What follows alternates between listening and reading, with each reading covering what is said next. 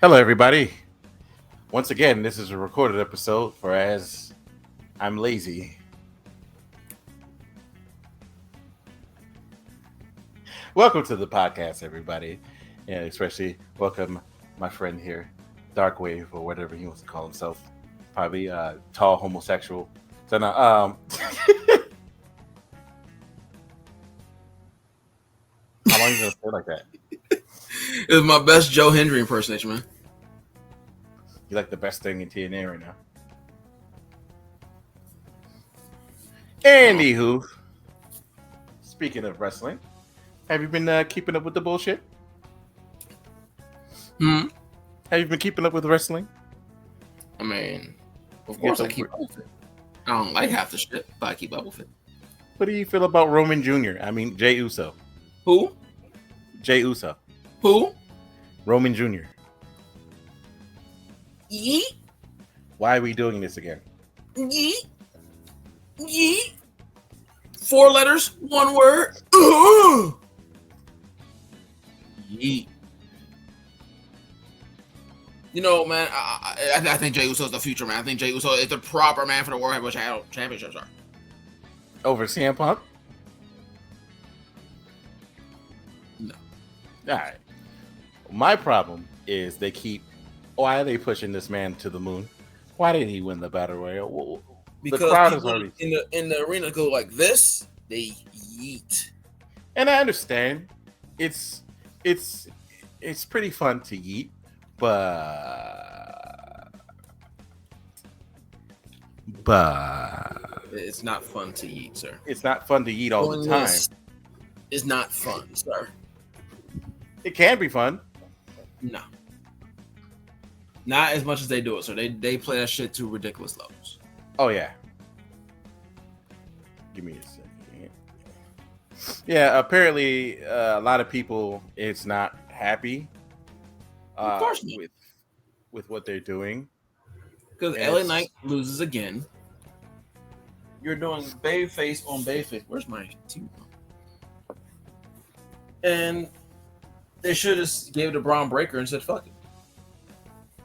Yeah, instead we got to sit here and it makes no sense on what we're doing.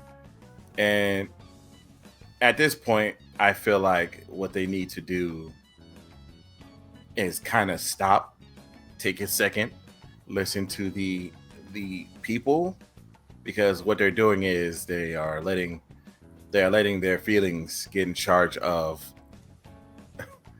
this situation, and now people are actually getting agitated with why we still doing the Jey Uso thing. And Jey Uso's not he's not the top guy. He's a good guy, don't get me wrong, but he's not the guy. You have to keep pushing him like that. My thing with Jey Uso is that we have already did this. We've already been through this for WrestleMania. It was fine for then. You know, his story with Gunther, overcoming Gunther, was fine. Even though it was in the worst way possible. Yeah, it was in the worst way. Don't get me wrong. It was terrible. It was bad. But we went through the Jey Uso experiment. He got his moment. He overcame Gunther after losing 3 straight times to that man. He had his title run, and that should be it. And instead, we're back doing this now, and we're back to World Championship Jey Uso. No. I don't like it. Makes no sense. It just makes no sense to me. Like, why are we doing this with Jey Uso again? And what doesn't it just doesn't add up to me. It's like we're doing this with Jey Uso, and what we're doing is we're just ruining the product because we really want Jey Uso to be the guy, and everyone's telling you he is good, but he's not the guy. He's not the guy you want him to be. We don't want him. Stop it. LA Knight's right there, and it's almost like they're not listening. I mean, even if LA Knight didn't win the belt, they've been teasing an LA Knight CM Punk one-on-one match for the longest time. So why not just give that one-on-one match? Why Jey Uso? I have no fucking clue. Like,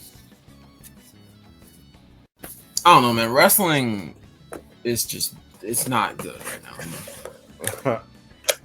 and and we get this, and then we get Roman Reigns is in the deep plans. I'm like, Roman Reigns is not even on TV anymore. Who cares? Why is he even in some of these feuds, bro? Because Roman Reigns is the end all be all.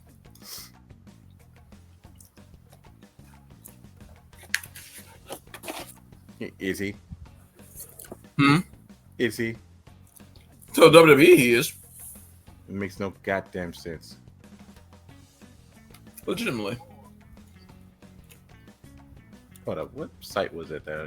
Yeah, like it doesn't make any sense on why Roman is the end all be all when in actuality he's just the guy that is barely on TV, even though he made fun of. I mean, he is technically the face of WWE right now.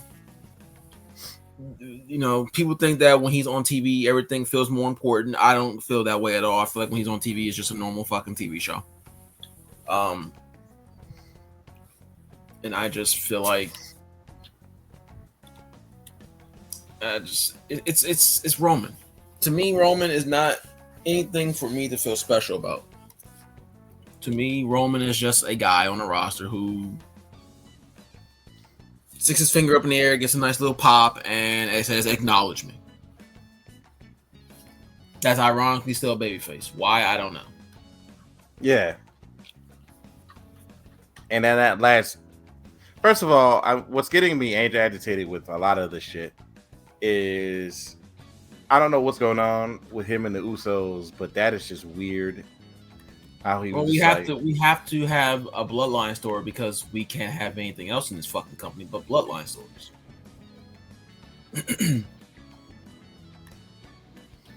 I don't know why we need bloodline stories. I think bloodline is overplayed. I think bloodline is just overdone. To me, it's over. I don't give a shit about the Usos tour. We just had this problem last year or 2 years ago when they went to the when they faced at WrestleMania. I don't want to see that again. Nor do I care to see it again. That match sucked. Which match? The Usos versus each other. Oh no, that match was trash. And if they set up for that again, everybody's gonna be like, "Hey, get the fuck out of here, bro." And that's what it looks like they're going to do. I don't know if they will, but that's what it looks like. They better not. I hope not. I don't want to see that match. In fact, I probably won't even watch it. No one will, because that shit was just bad. It was boring. It made no sense. I believe somebody said it best. I believe Galactic said it best. He was like, it was literally like watching someone do a mirror match, and it was just pointless. Super kicks, Samoan drops, super kicks, Samoan drops, the little ass thing when they run to the corner. Yeah. More super kicks, more Samoan drops, etc., etc., etc. Not good. You have yeet, no yeet. Trash. That was bad. Yeet, you know yeet. What? That shit was bad. I'm so sorry. That shit was so bad, though. No yeet. I was like, that doesn't even add up. No yeet. Like, come on, son. And that's the best you could with the opposite. Really? That's what he did. Just no yeet. Okay. Then that promo. I'm yeet. You know yeet. I'm like, okay. That was cringe. I forgot about that shit. That was so cringe. It wasn't even funny. Shit. Yeah. But the fact that they're trying to make this man Jey Uso kind of on the level of CM Punk is quite telling. Yeah. Well, WWE has put themselves in this predicament. They have put themselves into this this rut, and you have no top heels, so you're forced to fall on or fall back on Jey Uso and fucking insert LA Knight when they feel like beating somebody. It's not fun, dude. What are you talking about? No, the wrestling is not fun. Yeah, no, I was talking about the I was like, there are no top heels. No, there's not. I mean, outside division, but they're not pushing them right now. I mean, because Rollins, but that didn't even make any sense. I was just like, this doesn't add up. Why would you betray him anyway? The thing is, so when I will say this, I still think division shit was garbage. I still think we wasted 6 months of my time. However, I'm gonna say this: Rollins, we already knew what happened when he got taken out. What's gonna happen at some point? Yeah. So if he's hurt and he's gonna be out for a long period of time, then you might as well have them turn on him. Yeah. Now, the real question is his alignment when he comes back. Is he gonna be face or heel? Well, it depends. If Braun Breaker is still let's say Braun Breaker turns babyface before Seth gets back, then Seth would be the heel. He can come back as a heel. Yeah, people would cheer him and whoa and all that shit. But you can flip it to where Rollins is a heel. If Breaker is a over enough babyface by the time Rollins come back. If Breaker is a heel, then Rollins is going to come back as a babyface. And if that's the case, then you need to put the belt on freaking Braun Breaker. Well, yeah. I mean, again, they can do that. I don't think CM Punk or Jey Uso is going to become champion. I think Braun Breaker and Bronson interrupt that match. I do think our next world champion will be Braun Breaker. That would make sense. It all depends on when, as far as his alignment. It depends on where Braun Breaker is by the time Rollins come back. Yeah, because technically, if that's the case, it would make more sense because he never lost the belt, and that angle builds itself. Yeah, like I said, you can play it off as both face and heel. If Braun's a heel, Seth will be babyface. If Braun's a babyface, Seth is heel, and if Braun's a heel, then Seth comes back as a babyface. Yeah, it's just legitimately based on his own alignment on which he is by that point. Give me a second. Come on, email.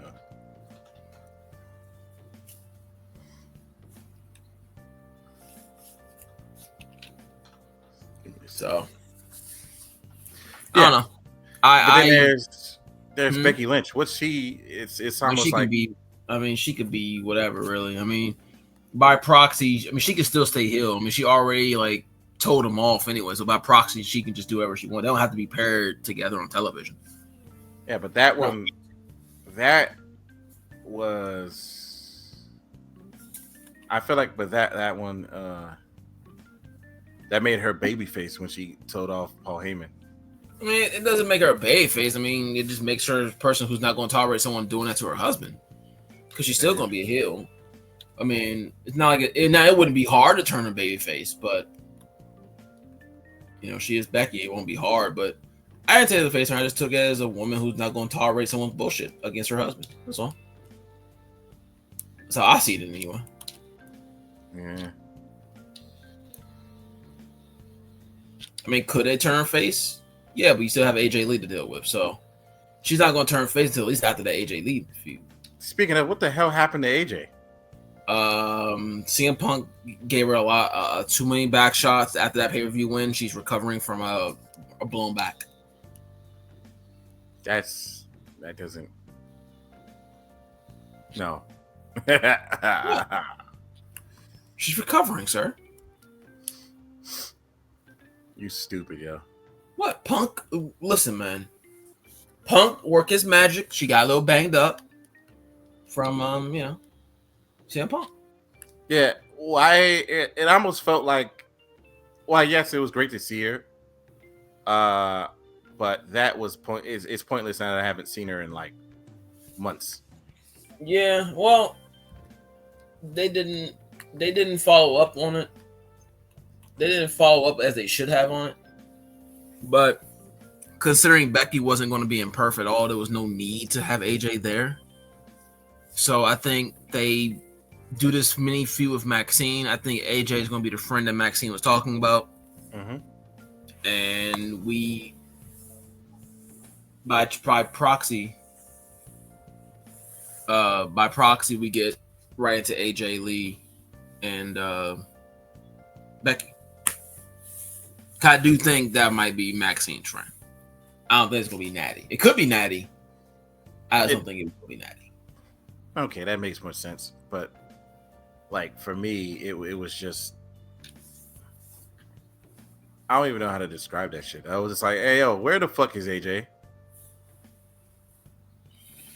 Hey man, she's been off. Like I said, with Becky not being in Perth, it really kind of made no sense for AJ to be on television, really. Because Punk wasn't on television until like the last week before Perth. That is true. They could have brought her back by then, but they started this little mini feud with Becky and all this other shit. So, you know, who knows, man? Oh, Jesus Christ. Hopefully she comes back soon, man. Yeah, because again, it was just fucking pointless. Give me a second. Let me. Mm-hmm. All right, I have refixed up our goddamn Spotify podcast parts. Jesus Christ. All right. Now, I do have a question. The TNA WWE partnership, do you think that they're really benefiting from it, or you think it's just nonsense? So what? Do you think they're really benefiting from the partnership with TNA? TNA is benefiting from it. WWE ain't benefiting from shit.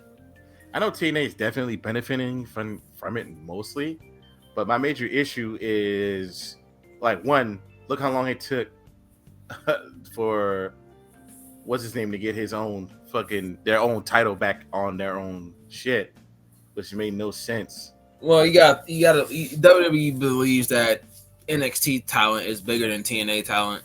They think by having the title on an NXT person's name that's going to sell more tickets, which it doesn't.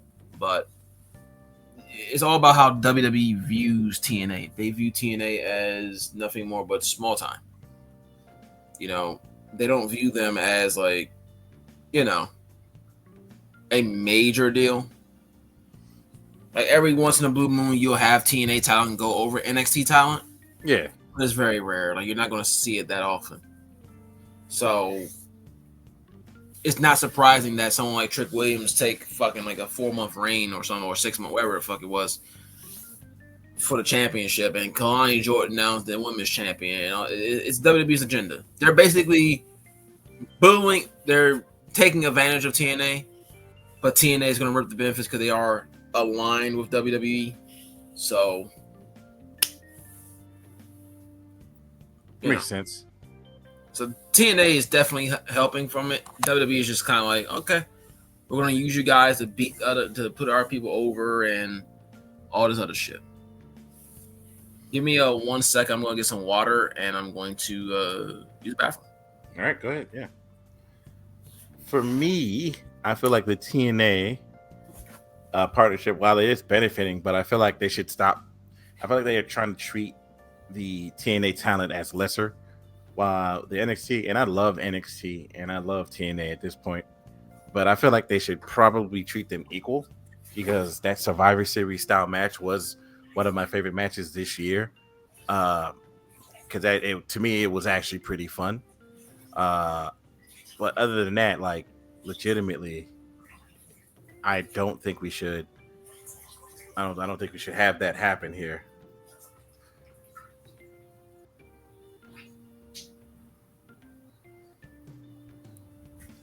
What was I about to say? Oh yeah. Oh shit. Dropping everything in front of y'all. That's my bad. But yeah. I feel as though that partnership is benefiting, but I just hope and wish WWE would kind of stop making it seem like the TNA talent is lesser beings, when in actuality, I feel like they'd be even in the terms of some places. And TNA does have more of the valuable storylines right now than NXT. NXT to me, while it does have some great shit in it, don't get me wrong. Recently, NXT, I'm just like, come on, guys, you can do better than that. You can always do better than that. So yeah, there's that. What else do I want to talk about in wrestling? Oh yeah, Saturday night's main event. John Cena's last match being literally a Saturday night's main event. Why did they choose the Saturday night's main event to be his last match? To make the show seem more important, I guess. First of all, okay, WrestlePalooza is like it's like their new WrestleMania, I guess. That shit is ass. I don't know, man. I have no idea why.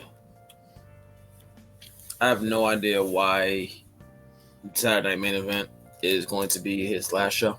Yeah, not one of the big four, but on the next Saturday Night Main Events, we're getting such a weird card. And second, these larger than life. First of all, I'm gonna need them to fucking chill. All right. One, these 5-match pay-per-view cards, I feel like that needs to stop. I feel like they need to at least 7 matches on the card. 5 matches to a card is butt. Okay. It makes the pay-per-view feel like I could have just waited and watched a TV show. Right? Because CM Punk versus Jey Uso, there's Cody Rhodes versus Drew McIntyre, Tiffany Stratton versus Jade, and Dominic Mysterio versus Penta. You say Dominic Mysterio. I don't know why I said that, but Dominic Mysterio in a triple threat match. And first of all, why does Dominic still have the goddamn belt? I don't know why. Because he's over. That is true. We got Jay. And he's actually over as a babyface, which is even weirder. Is he still in Judgment Day? Oh yeah, he's still a heel. He's just over as a baby. People love him, man. And because he's doing the cheat thing, like Latino Heat, Eddie Guerrero, and I understand because Eddie Guerrero was great. He was just greatness, and I understand, right? But like, come on, bro. What is happening in wrestling lately, bro, dude? And then we got. You said what? I can tell you what's not happening in wrestling. What's not happening? Interesting stuff. Yeah, it started to get a little bit annoying. Freaking. Like, nothing happens on WWE television. Yeah. And then we got Survivor Series War Games, which I'm actively now mad that Survivor Series is no longer the traditional champion versus champions and the Survivor Series match. It's now more of a War Games. And I was like, if War Games can go back to NXT and make that one of their pay-per-views, please stop giving me fucking Survivor Series War Games, because I don't even care. Roman Reigns is probably going to be on the card, and he's going to be his group, which is going to be the Bloodline versus the whatever Division. Even though technically the Division is 2 people now. But Paul Heyman better not get in that ring. Oh, Paul Heyman is so bad, bro. Like for me, and again, I like the fact that Triple H took over, but recently it just feels like he's just started becoming senile.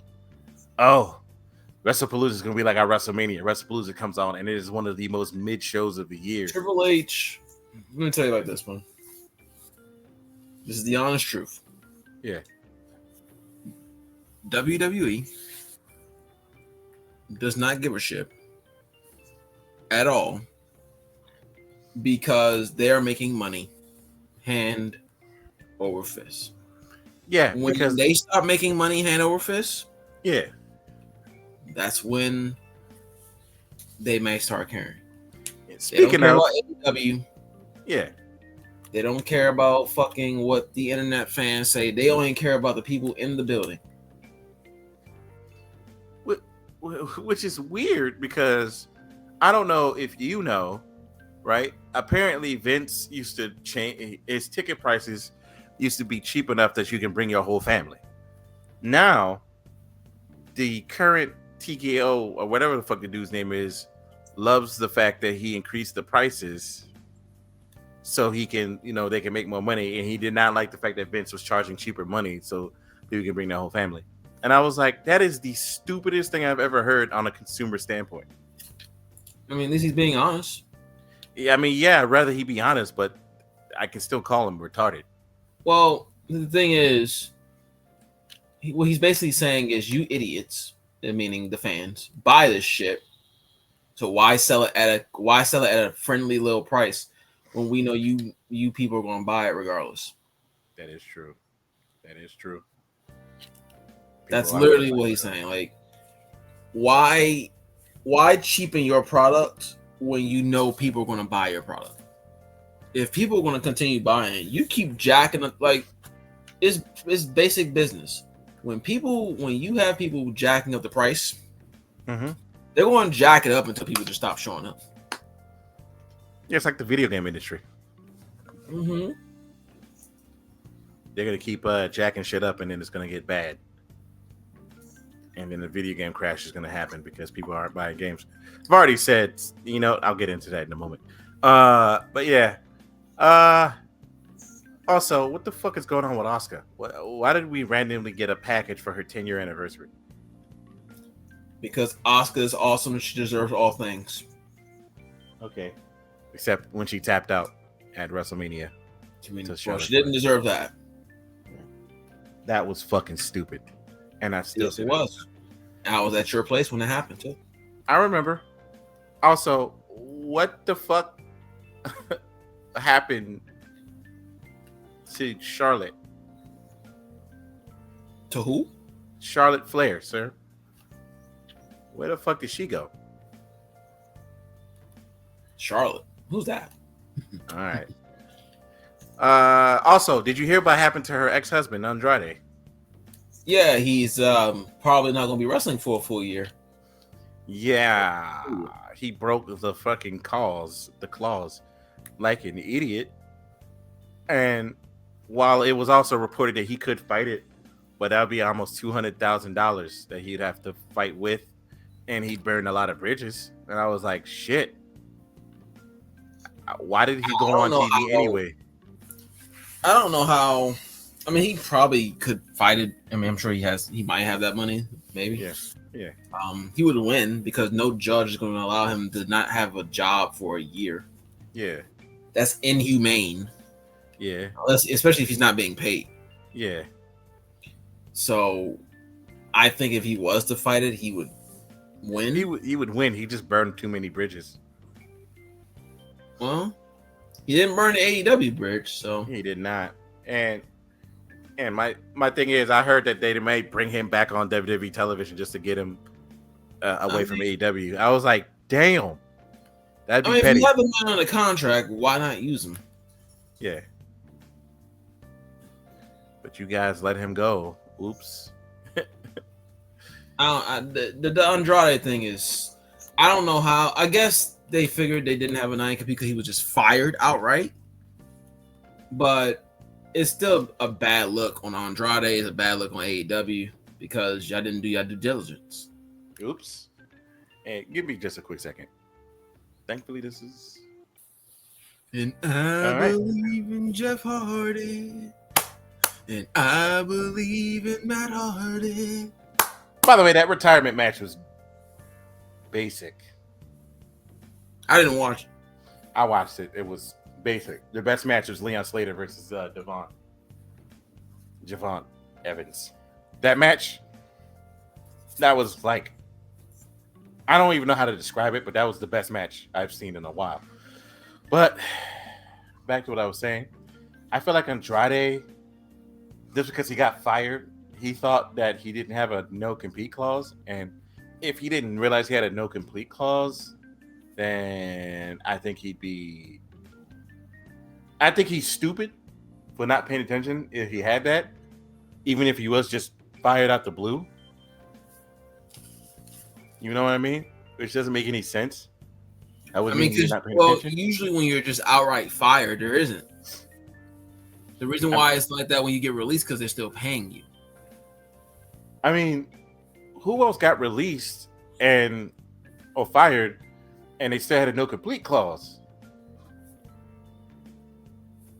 Like a lot of people got fired. Hell, Matt Riddle was fired and he had a no compete clause. Really? Yeah, he didn't wrestle in MLW for about almost like a fucking couple months. 90-day no complete cause. Compete. Was he released or fired with cause? He was fired. Remember, he was fired. Matt Riddle was fired after that airport incident and his stupidity. I thought he was released. Matt Riddle was not released. They say released, but he was clearly fired. Well, it all depends. Like I said, if they're paying you, like they're still going to pay you, then the non-compete should be a thing. But if they're not paying you, then I don't even know why it's a thing. Yeah, he was fired simply because of the airport incident, and he failed multiple drug tests for cocaine. Have you seen his heel gimmick now? I don't watch him anymore. He's an idiot. He's now the rude dude. Okay. You don't like him, man? The rude dude? Because he keeps doing shit for clout and it's weird. Hold up. Was fired.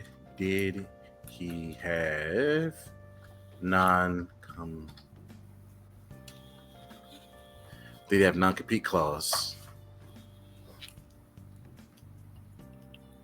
Yeah. After he was fired, he didn't get released. Fired. He had a 90-day non-compete clause. Compete clause. So, Andrade, what the fuck are you doing? I'm so sorry. Well, how did you do that? He just thought he must have been in the clear. He thought he was in the clear. He didn't care. They didn't do their due diligence and didn't look over that shit. They're both idiots, and I say this: Tony Khan is not a good boss. He's a good friend, and that's it. Tony Khan's an idiot.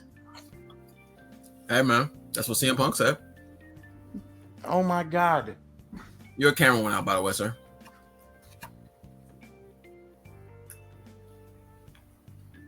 For those watching the stream, I am eating salmon and noodles. I am hungry, famished.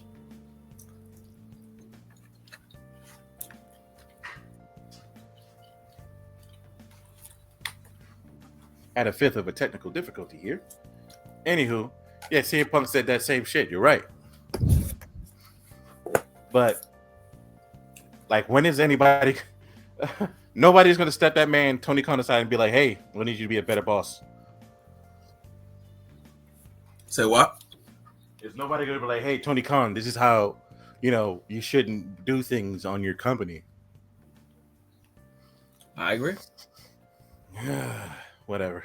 That man's going to continue being an idiot, and I'm going to continue laughing, and I hope somebody gets his Twitter away from him, legitimately, because at this point, he's annoying. But, moving the fuck on. Let's go to the gaming side. The gaming side. I love the gaming side. We're switching over. Oh, by the way, I caught Spirit on Bleach, the anime. I caught her up. She thinks the new villain is terrible, but yeah, from episode 1 all the way to whatever the fuck episode this is of the 1,000-Year Blood War.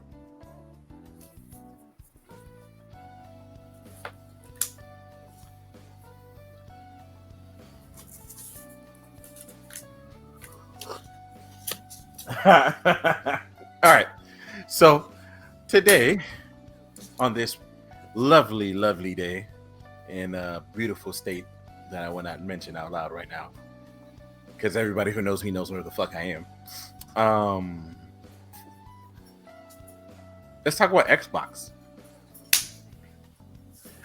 Mr. Ducker, Xbox, man. How you feeling about the box of X? How you feeling about it lately? Say that again? How you feeling about the box of the X?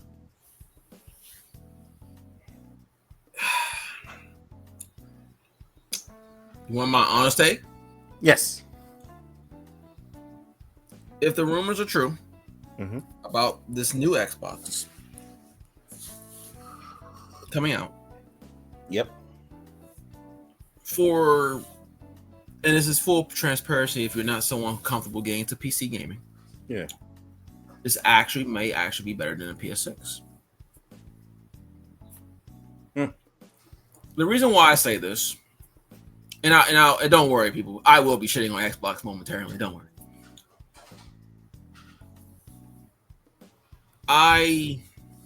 If Xbox comes with Steam, they're saying about $1,000 to $1,200. Fine. You automatically have Xbox, Steam, PC, and just the whole shebang, mods, all of it. Whereas with PlayStation, which will not be, and this will report that PS6 is going to be $600. They have to prove me wrong on that. I don't believe it will be $600. I think that's easily going to be $900. What is PS6 offering me? Nothing, because as I said prior, and I'm gonna say it again, the PS5 is not done yet. So that's another thing. Pricing? I'm gonna touch on that because I was talking to a friend about this earlier. The PS6. I'm sorry, the PS5. What new IP exclusives have they had outside? I think I've counted 2. Rise of Ronin.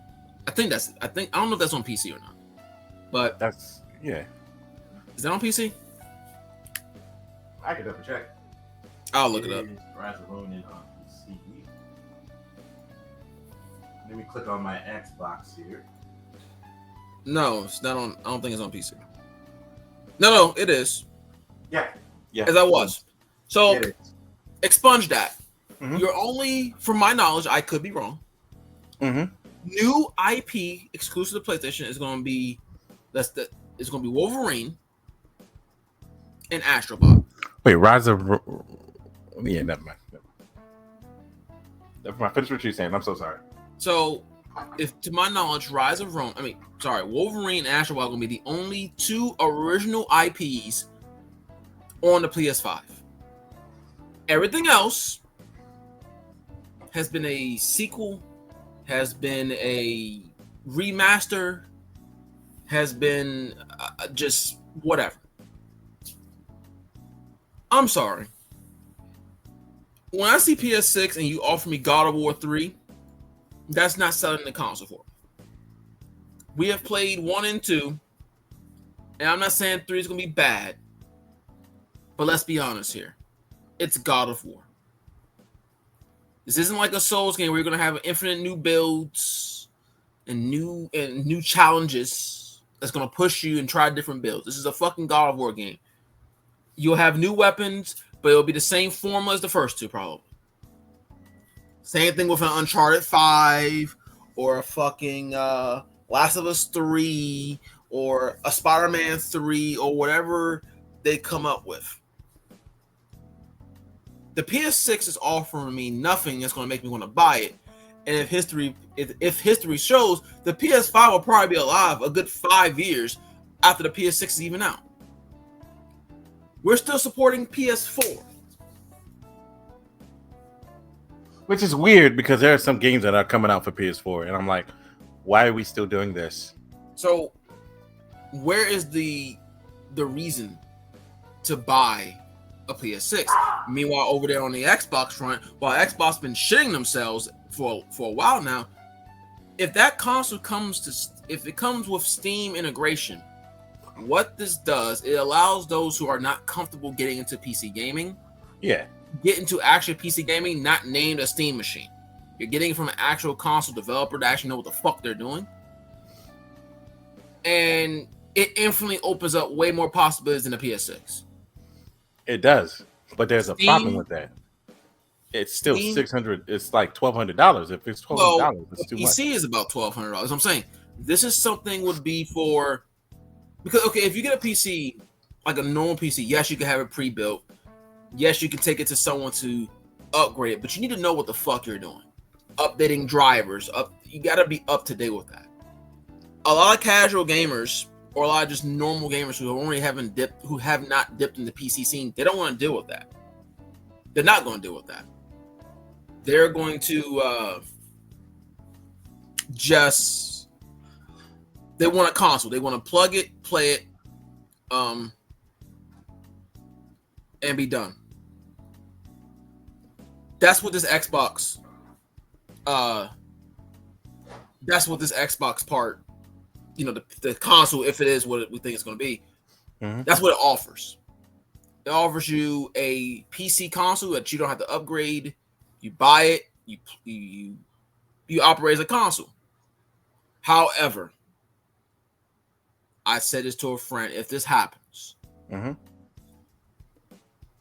every PC game needs to be at the minimum on the specs of that new Xbox. You can't have these outrageous fucking games and running on 30 FPS. No. The Xbox needs to be able to run at least medium settings at 60 frames per second. At least. At least. For every PC game. Meaning every PC game needs to have that level of just... That's what they need to understand when they're developing the game. That it has to match at least that new Xbox console and at least be at medium settings for that console. And 60 frames per second. Not 30 frames. None of that. No. Hey, yo. I think my Xbox just integrated my GOG and my Epic Game Store and my Steam. So, if that happens, there's more of a reason to get an Xbox, surprisingly, than a PlayStation. Out the gate. Hey, yo, some of these games, I'm like looking at my games right now. I went to go see my games. And sure enough, half the crap that I own on Epic Game Store, Steam, and freaking GOG is currently popped up. And I'm like, what the fuck? I didn't know they already did that on the PC version. Which, you're right, that's fine. Oh, look, it's Sonic Adventure 2. Can I play it right here? Oh my god. That's fucking amazing. You're right. There would be more of a reason to get this. The only problem, like I said, if you're gonna pay $1,200, I just get a PC. It's for those people who aren't comfortable with PCs. There are people who don't want to go out there and buy the parts and they have to find someone to build it, or and they don't want to do that because they're not comfortable with that. This console, I completely understand what you're coming from. Yeah. So this console basically is a shortcut. Like, here you go, people. Here's your console PC, your first true PC-based console.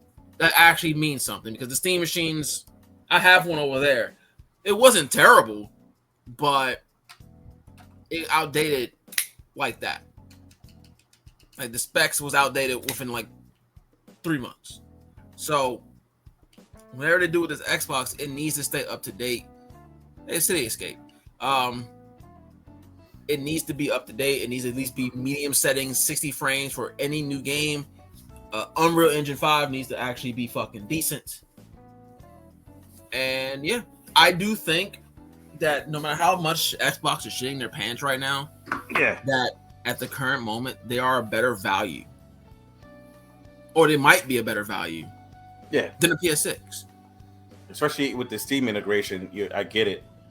Considering that would actually help them out a lot. Think about this. If you have Steam integration, that means out the jump, you already have probably a shit ton of games that you probably haven't finished because Steam does that because you just get the Steam sales and just buy shit. You have a library full of shit to play. With the PlayStation, what are you going to have? On Steam, I have, and I can tell you exactly. On Steam, I have exactly 203 games. So you buy a $1,200 console, you have 203 games, probably have about over 100 that you haven't beaten.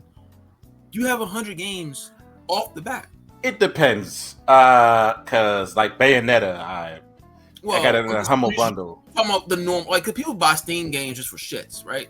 Oh, like bro, $2 and the backlog just racks up. This goes to everybody. A humble bundle. Steam games for $25 for like 10. Yeah, okay. But also, this opens up games that you have on console. Cyberpunk, the mod support on Cyberpunk You get that for the new Xbox. You just got to hold. You basically just breathe new life. So, what is PlayStation going to offer to counteract Steam? I think I've said this on the podcast before. All Xbox really needs to do is have some type of Steam on their console. That's the one thing Sony cannot beat. Oh, and by the way, the PlayStation games that go on PC, guess what? You be playing them on Xbox with Steam. You're right. That actually makes sense. I'm sorry, but God of War 3, Uncharted 5, random IP number 7 is not going to sell a PS6 for me when I know they're going to support PS5 for probably 5 to 7 years after the PS6 even release.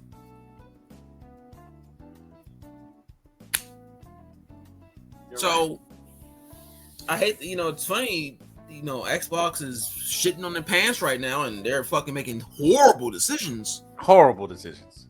But if that console happens, slowly but surely, they can bring it back. But again, with what they're doing now, what they're doing now is going to hurt them. Like what they're doing now is 100% going to hurt them.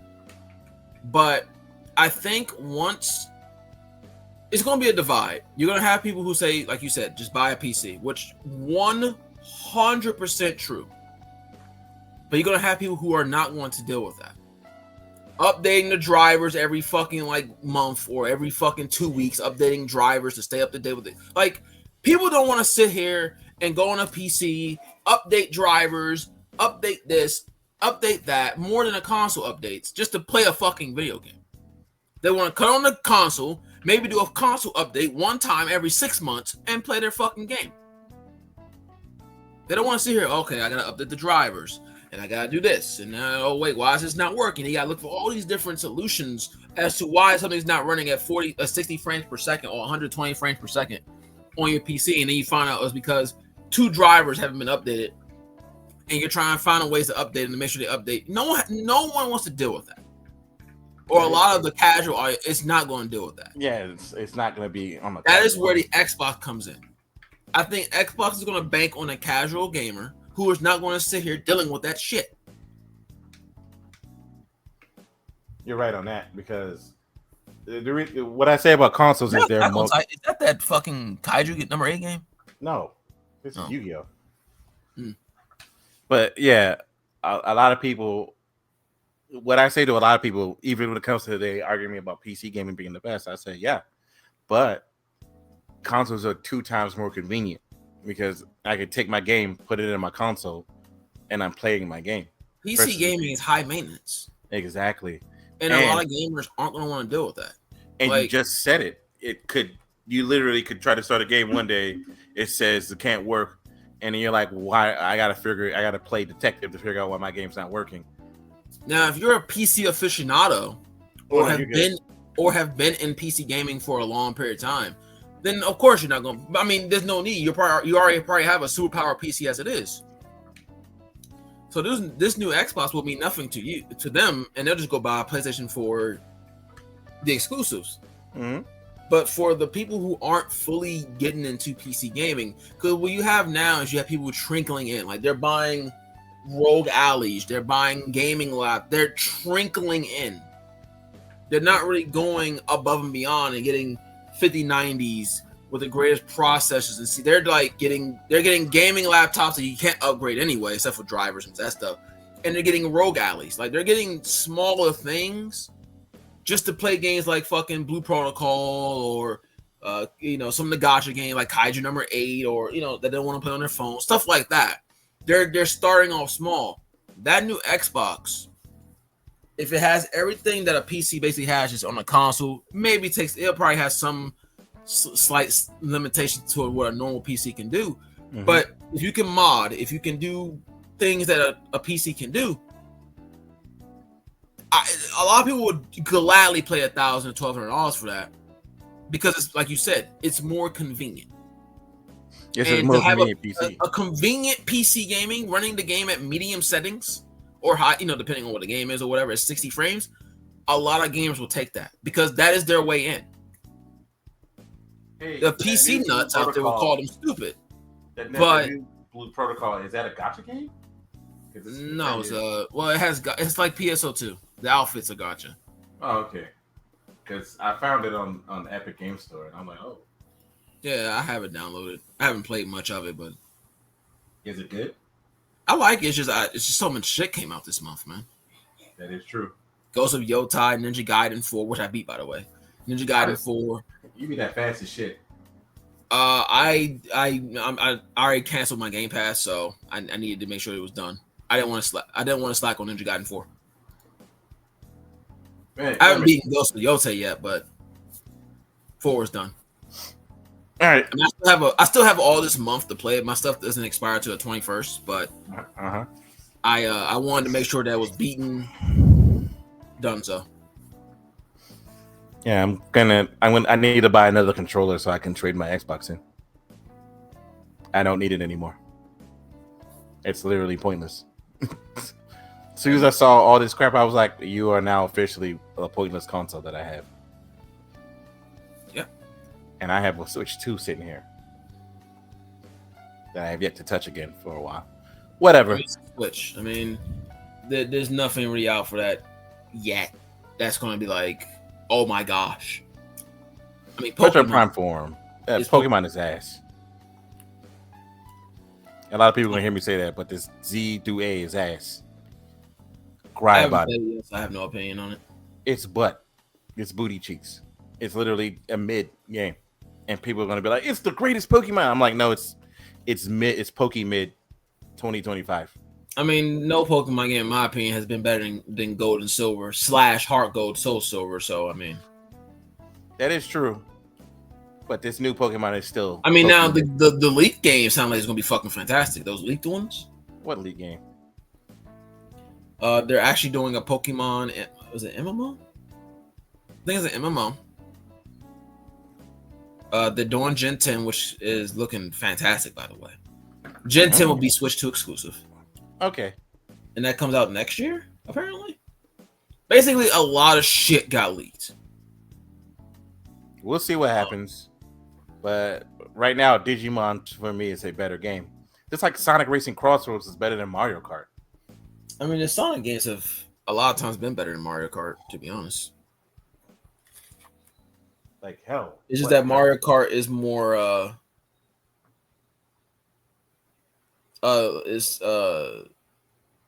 more mainstream. Mm-hmm. That's why people go towards it. That is true. It's not like a better game than Mario. It's just, it's not. It's not. I would literally slap you. All right, but moving on. The Xbox pricing and the increasing in pricing, I feel like what they're doing is they're redoing what they did the first time with Xbox One, and it's going to cost them something big. Dude, all they're doing is taking advantage, and Sony's doing this too, just not to. Well, I mean, they're doing it too. They're taking advantage of the TARFs. These consoles, if you notice, they've been selling at a loss for pretty much every time they come out. They sell at a loss, a pretty big loss. Like the PS3 sold at $600 because that was what they believed it was. They had to lower that price because no one was fucking buying it. And no other console has been $600 on release base anyway. Base console $600 release since. So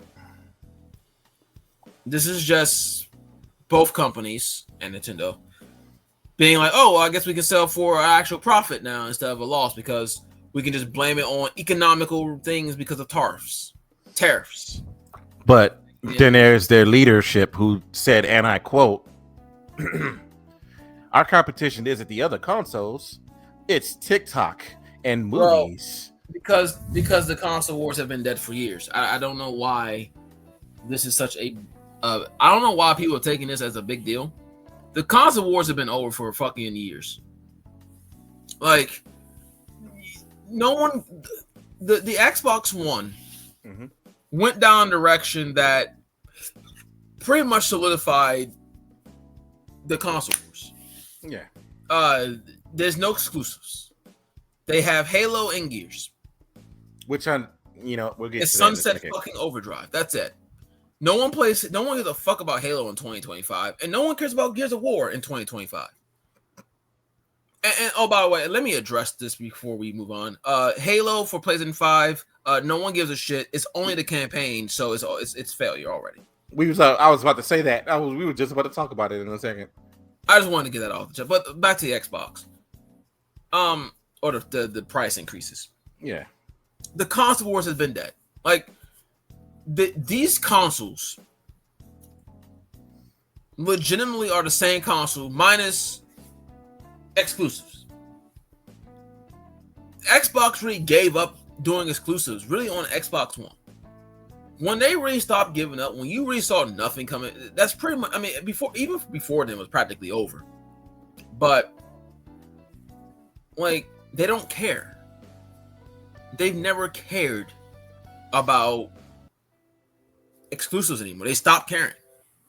It was Halo, Gears, and maybe like a random Forza. No one gives a fuck about these games. Forza in 2020, and Forza's good, but those aren't system sellers.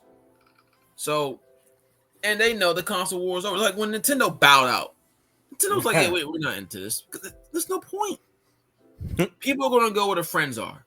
The only reason why Xbox got such a momentum with 360 is because A, it came out a year before PlayStation 3. That's number one. Two, towards the back half of Xbox, Halo 2 took off, so Xbox Live was a big thing. And three, when PS3 actually did come out, it was fucking enormously priced, and they had no fucking video games that were worth a damn. That's the only reason why the 360 won that console war. And the only reason why everyone and their mother had a 360 towards the first 2 to 3 years of that console gen, in spite of Red Rings of Death. Once the PS3 actually got Metal Gear Solid 4, it actually fucking got off their fucking ass and lowered the price, and they came out with the PS3 80 gig, which took away PS1 support, which was fucking stupid. but once Uncharted and Metal Gear, and they actually started putting fucking exclusives on PS3, just like the Xbox before, it gained momentum. So by the time the PS4 came out, and Xbox did the same mistakes that PS3 did, trying to focus on entertainment, you had Don Matrix in there fucking up his fucking if you don't have it online, we have a console for you, the Xbox 360. I mean, the moment he said that shit, the console war was over. Because the thing is, no one wanted to abandon PlayStation. The PS2, no matter how much momentum the Xbox got towards the back end of that race, the PS2 was beloved. Everyone had a PS2. No one wanted to abandon PlayStation. It's just that the Xbox 360 came out a full whole year. And I do believe launched with Halo 3 or Gears 1 to 2. Mm-hmm. And with Xbox Live already having the momentum of Halo 2 and knowing, I do believe you can play Halo 2 in your 360. Yeah, you can. So more people's like, oh shit, Halo 2, we can just bet no PlayStation 3 for a full year. I'm not staying on fucking PS2 when a new console's used. So then you got the graphics upgrade. I mean, there was so much working for Xbox 360 at the time. That's why everyone got it. And then PS3 came out and it was like, so $600 and we're focused on Blu-ray, which the only justification back then is that it's the cheapest Blu-ray player because Blu-ray players cost $1,000 back then or somewhere in that range. And the PS3 was only $600. But it had no games. The games were terrible. The ports was even worse. It took like Resistance kept that console on life support for 2 years. It wasn't until you got Uncharted where there was like a little spark. And then Metal Gear Solid 4 came out and then PS3 starts to really take off. So it's there's no console. That's why when they say they're competing against TikTok and movies and all this other shit, I'm not surprised they're saying stupid shit like that because there's no consoles. The war's over. You're gonna go where your friends are, and that's basically the gist of it. Yeah. And then if you don't have cross-platform play at this point, you're fucking stupid. Yeah, like that's another thing. We have cross-play now. This ain't like back in the days when you had PS2, GameCube, and Xbox, or fucking PlayStation, Nintendo 64, or and fucking Sega Saturn. Jesus fucking Christ. You didn't have cross game. Look at Soul Calibur 2. You didn't have cross play between. You had to pick whatever console you had. That's the game you got. If you wanted to experience Spawn, you needed to go get a fucking Xbox. There was competition. Yeah, back then. You know, if you wanted to play X game online, then guess what? That's where you're staying. You can't play with your friends and be like, yeah, man. No, you're on Xbox, man. I'm on PlayStation, man. Oh, man. Both games getting exclusives. You had Halo, dominant. You had PlayStation trying to kill Halo with Killzone, which was a failure. That was dumb. Until Killzone 2. But, like, dubbed the Halo killer. I mean, there was true competition. There's no competition now. Oh, no. No one makes games competing with other fucking games anymore. Yeah. But it's moving on to the next part. Officially, all of Xbox's tentpoles are officially on PlayStation, which is, I was just like, okay. Now, for me, give me a second. Now, for me, I was surprised to see Gears of War on fucking PlayStation. But Halo, I was just like, I'll wait till I see. I don't believe it until I see it. And now I get a trailer that said, hey, this is going to be on fucking PlayStation. I was like, oh, wow. Are they going to put the whole game on it? Are they going to put the whole game on it? It's just a campaign that's crossplay, multiplayer. Are you fucking stupid? The moment there was no multiplayer, I said, oh, this is a failure. I was like, this is the stupidest thing I've ever heard.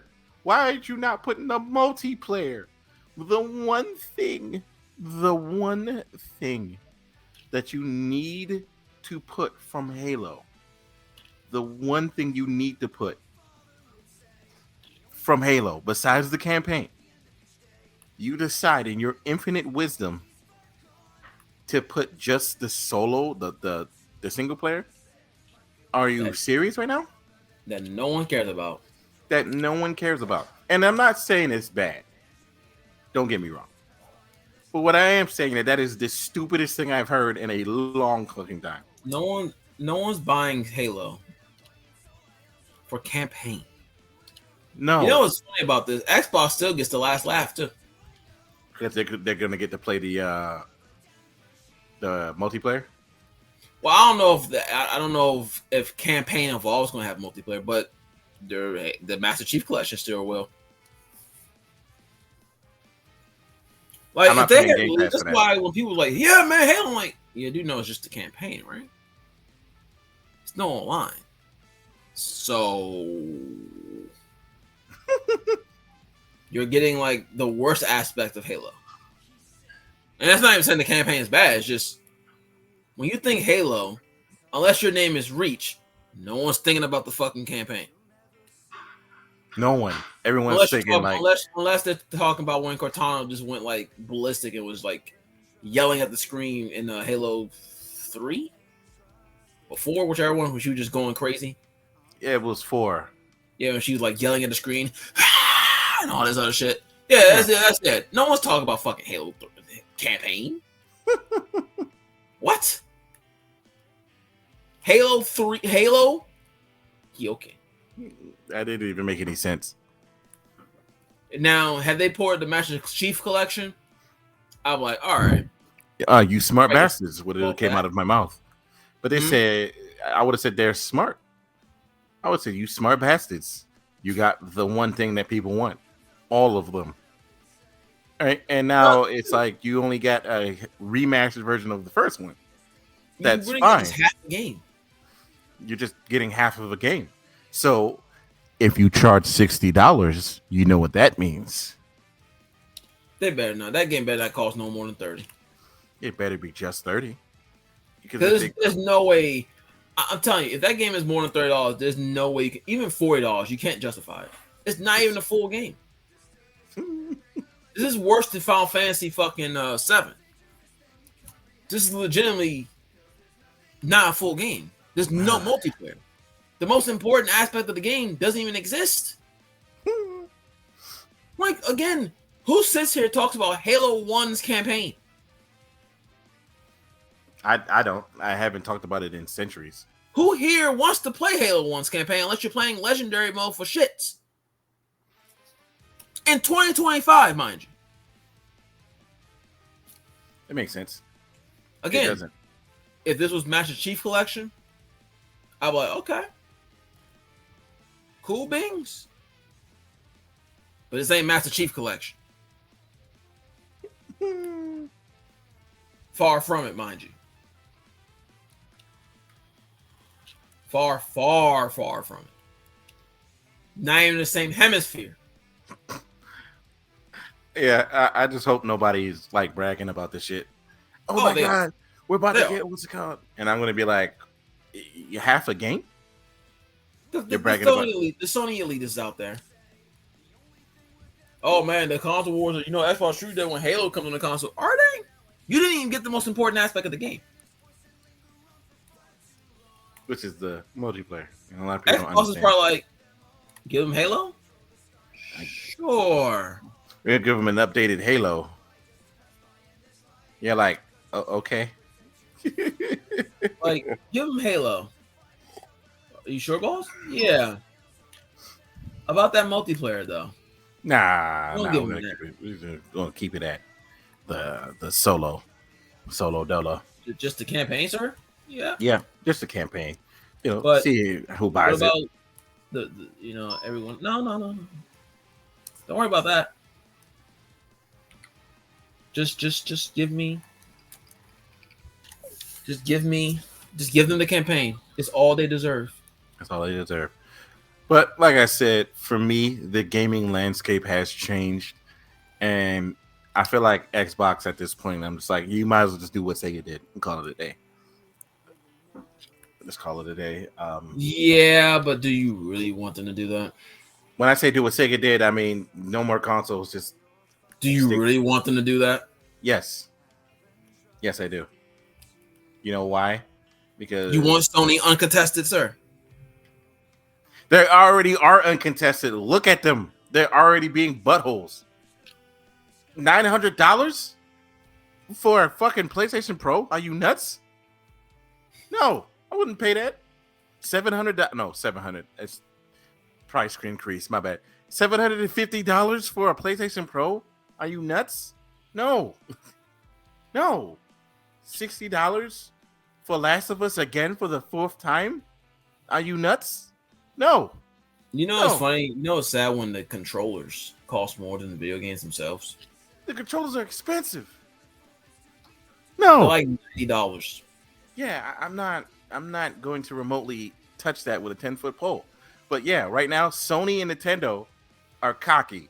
And if it takes one of the console makers bowing out for them to understand that the more and more they do dumb shit, the least amount of money they're gonna get, I'd rather that happen. Because last time Nintendo had lack competition, they got cocky, and then PlayStation came out and murdered them. I mean, but who else is gonna call it? Who else do you think is gonna step up? We don't know yet. There's been rumors of Apple for a long period of time. Yeah, but that's why I said we don't know yet. Give me a second. Okay. Yeah. I've resumed again. But yeah, like I said, man, it's PlayStation's already acting like they lost their fucking minds, and I don't care anymore. That's why I said this is the last console generation I'm purchasing. I'm gonna stick to PC after this. I don't blame you, man. Like I already have a gaming PC. It's right here. All I got to do is upgrade it, and I can run better games again. Other than I can still run games. It's not a problem. Hell, I can. Like the reason why I'm going to is like, I have the games at this point. I already have most of my gaming library on Steam anyway, for free, off of a Humble Bundle. which I do every goddamn other day.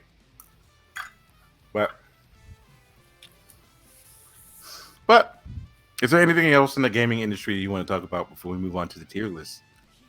I do not. All right. I'm going to go ahead and cut the recording here and then make a separate recording because the tier list, because I'm going to re-upload this to Anchor and start uploading this to Spotify again. This is going to be fun. Yay.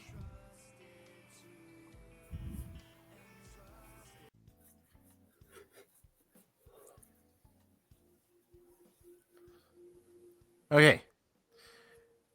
Legendary Shenlong.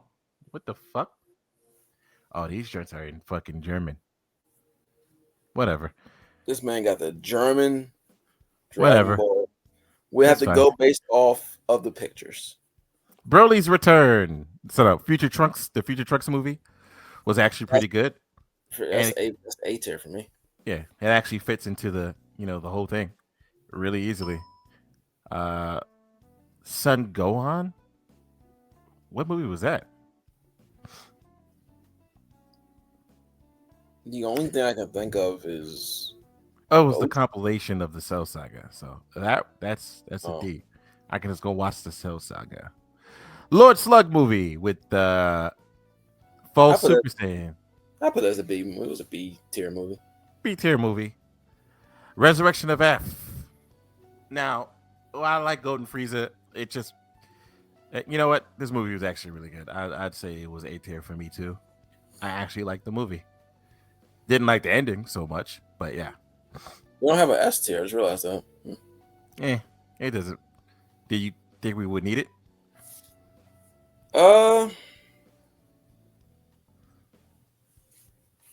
Maybe, because I think Future Trunks is far superior than Resurrection. Okay. Because Resurrection F just, it kind of pisses me off. It's like, oh, Frieza trained for 6 months and he's automatically stronger than damn Super Saiyan Blue. It's like, what? Yeah. Revenge of Cooler. I honestly think that shit was just, it was okay. That was a C movie. That is a movie you watch it and it's whatever. Legendary Super Saiyan Broly. That's the first one? Yep. I will put that,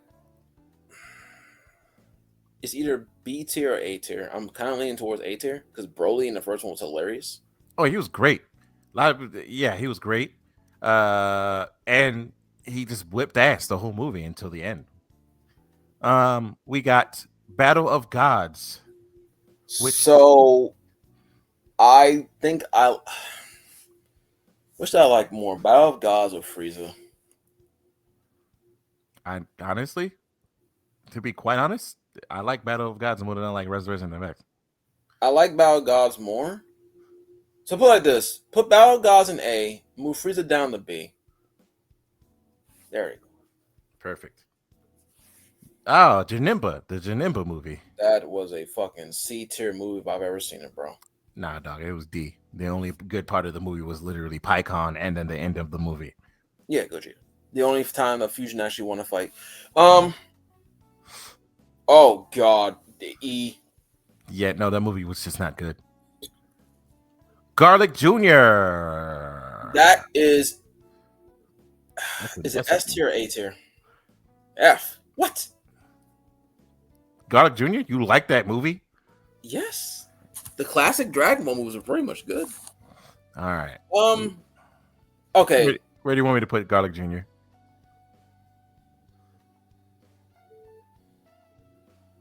I'll say B tier. That's me. All right. Your opinion matters too, man.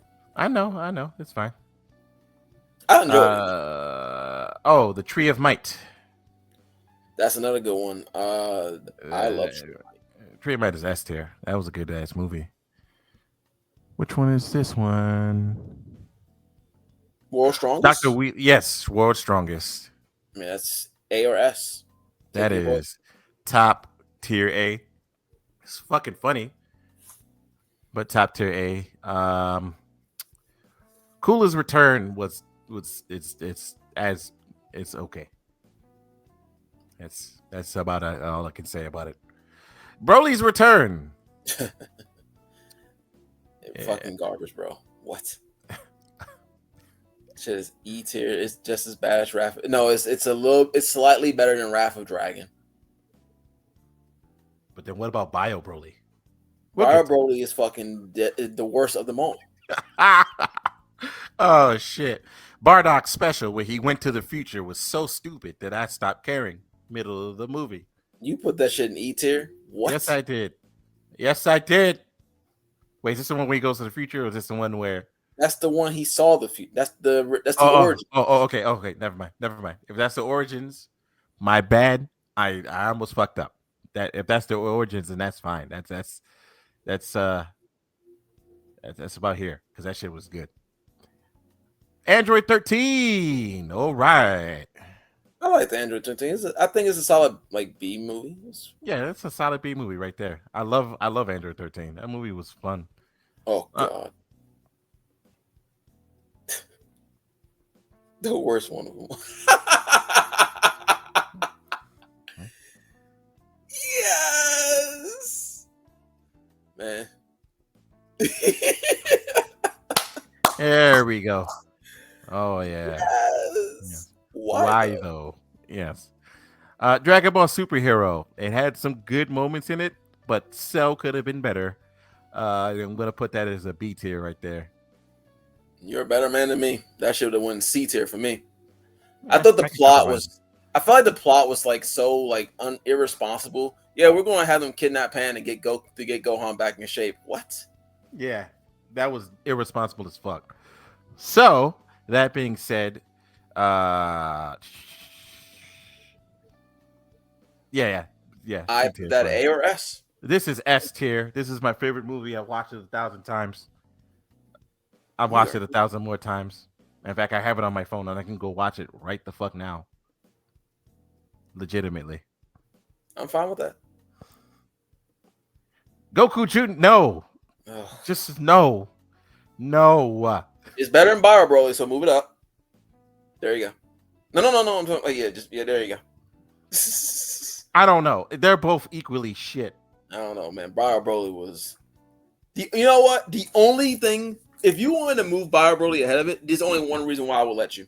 Why? Because Krillin was in the movie. Okay, yeah, so it's gonna stay there because it's still a shit movie, and it just didn't make any sense. You know what? I'll keep it there. It's Goku Jr. grew on me as I spoke about how I buy Broly's actual ass. So these are compilation movies. So this one's about General Tao. This was actually pretty fun, so I'm putting that there. The one with Krillin in it, I'm gonna put the Krillin one. That's higher. And the one where they finally summon the Dragon Ball, it's just, again, this is a compilation movie. That's D. Yay! Hey, man. Easy, quick, and simple, man. Easy, quick, and simple. And then we have to redo the wrestling one with a good, simple rule set. Because we suck. Tyler Bate and catering crew makes sense if we're talking about main roster. But it's like, in ring, he's like, S, So we just got to figure out our criteria. That's the only thing about wrestling. Mm-hmm. You got to really think about what's the criteria in which we're trying to do it for. Yeah. All right. That being said, is there anything else you want to chat about? Because I got to do some things on this video. No, I just want to relax for the night. Tired. Oh, yeah. Same here. I'm going to have to cut my PlayStation on because people are trying to get me on Marvel Rivals. All right. That being said, I'm going to go beat Borderlands now and then get on Marvel Rivals and then, yeah, relax. Go finish up my stories. Yes, sir. All right. I will catch you guys later.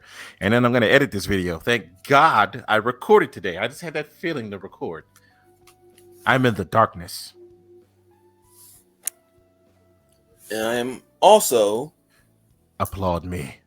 No, mine's is dark there. Mine's is dark. Look at that. I go away. Now you can't see me. I'm invisible. Cheer me. You're right. Thank you. Well, because my laptop light is still on. Yeah, my computer light is on. That's like a blue tint now. Well, all right, dude. I will catch you all later. You can't see my hand waving properly.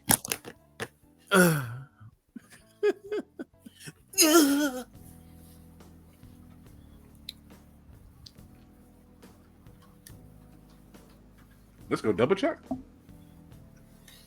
Maybe Yes, it was. I did not play it.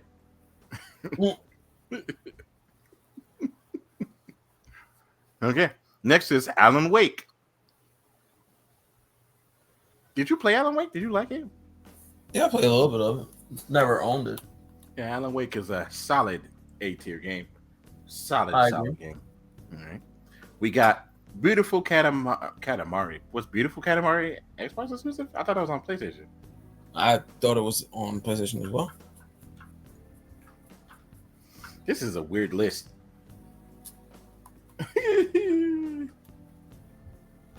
Beautiful Katamari was also all right. I need to stop doubting. Did not play it. BioShock, the first one.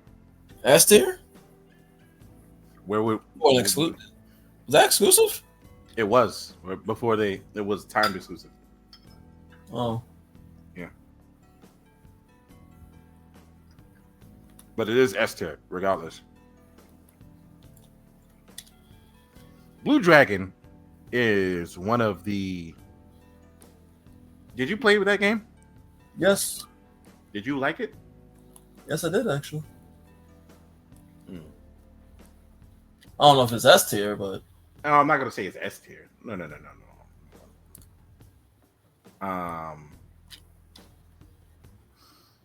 Honestly, to me, the game got boring around halfway through the game. But honestly, I'd say it's B tier. I can deal with that. Yeah. Castle Crashers it's S tier. I never beat it, but it is S tier. It was just fun. Crackdown 2. Which one? Crackdown 2. Oh, was that the bad one? It was the bad one, besides the third one. But for me, I'm of two minds. Was it better than the first one? No. Is it a good game? It's okay. Is the third one better than the second one? No. Honestly, let's just be honest. I'm just gonna put it in like C tier. Second one, to me, it was not as good as the first one, and it was high. It was more boring. Granted, it was 4 players. I was just more bored throughout the game. Crackdown 1, on the other hand, is either A or S. I would say high A tier. It does even though it's underrated because people bought it because it came with Halo 3 demo. Mm-hmm.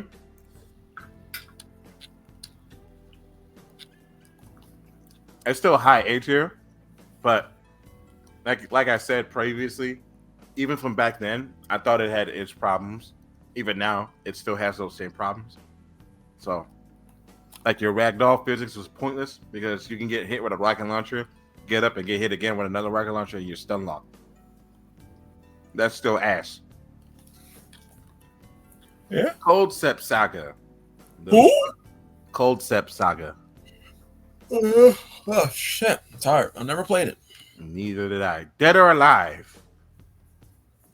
4. Which one? First one? 4. Oh, That's a B tier. B? Yep, that's a B tier. Dead Rising, the first one, is S tier. There's no ifs, ands, or buts. That's I can agree with that. That's a solid S tier. Deadly Premonition, a game that's so bad it's good. So C tier then, right? Yeah, it's lower B tier. I'd rather play that than Crackdown. And that's the sad part about it. Oh, wait, hold up. I just realized something.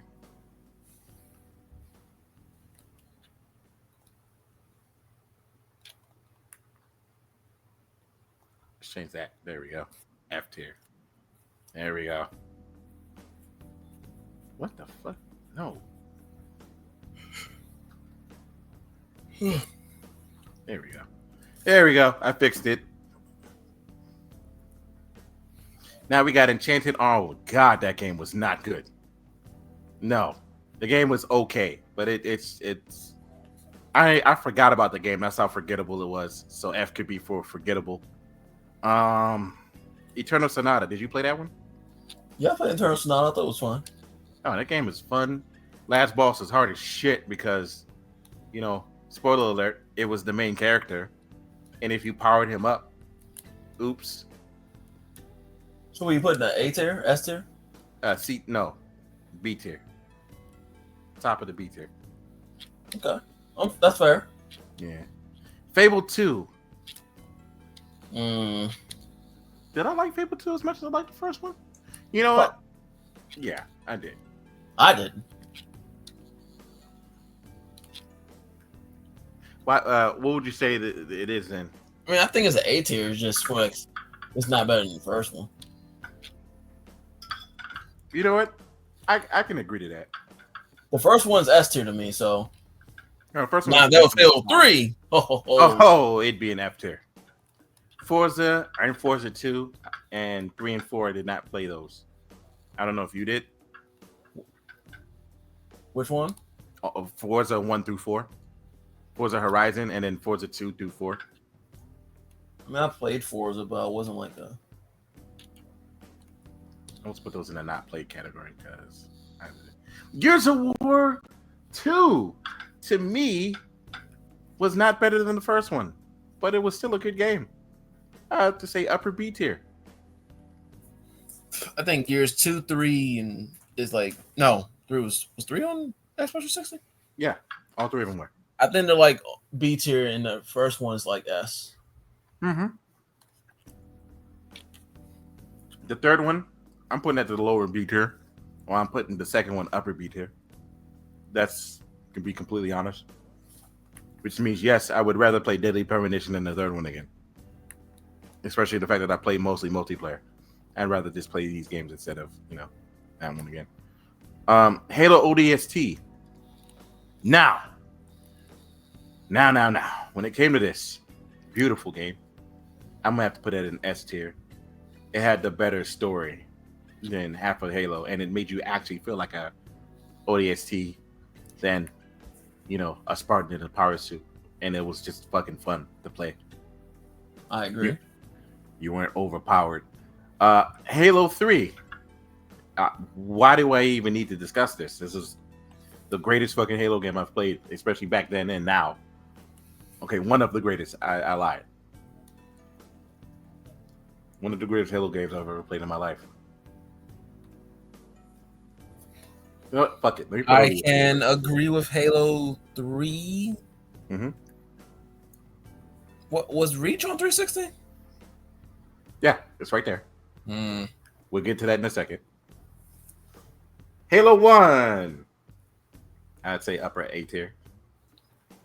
To be completely honest with you. I can agree with that. Yeah, it's still a good game. It's just, come on. Halo Reach is the top of S tier because that game was fire. That's what I'm about to say. Should ODST still stay in S tier? Yes, ODST still needs to be in S tier. Like hell, even just the box of the game, it came with the whole multiplayer of Halo 3. It came with everything. Like everything about ODST was just fantastic.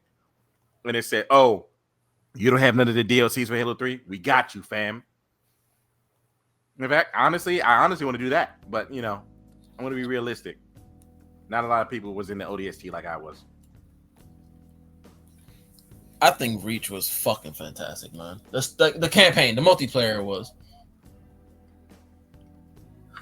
It was fun. For what it was. The armor's abilities, though, that shit was funny. That was one of the best endings, though. Fun fact. I actually got the achievement for beating Reach on Legendary by myself. That took me 3 fucking days, and that was the most annoying thing I've ever did. But I did it. Reach deserved it. I agree. Reach was great. Halo Wars. Okay. I didn't really play Halo Wars. I'm not into RTS. It's top of the A tier. It's a good RTS, but if you're not into RTSs, I wouldn't recommend it. Infinite Undiscovered, no. It was a C tier. It was okay. Cameo. I'd say mid B tier. It was pretty fun. Cameo was a perfectly fine game. Yeah. Limbo, on the other hand, is an S tier game. I don't know what the fuck they were cooking when they made this game.